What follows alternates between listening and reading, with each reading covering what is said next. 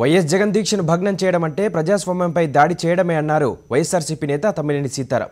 ఆంధ్రప్రదేశ్ ప్రజల కోసం దీక్ష చేస్తున్న రాజకీయ కోణంలో ప్రభుత్వం నిర్లక్ష్యం చేయడం, తప్పుడు ప్రచారం చేయడం సీఎం చంద్రబాబుకు తగదని తమ్మినేని మండిపడ్డారు.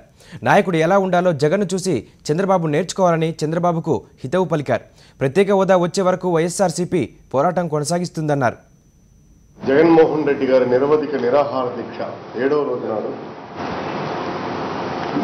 ప్రభుత్వం పోలీసులతో అనాగరికంగా, పాశవికంగా, విచక్షణారహితంగా బందిపోట్లు మాదిరిగా దాడి చేశారు. ఒక్క మాటతో చెప్పాలంటే దాడి చేశారు. ఇది ప్రజాస్వామ్యంపై జరిగినటువంటి దాడిగా మేము భావిస్తున్నాము. ఇక రెండవది, చాలామంది ఈ దీక్షలు, ధర్నాలు ప్రజాస్వామ్యంలో కొత్తేమీ కాదు.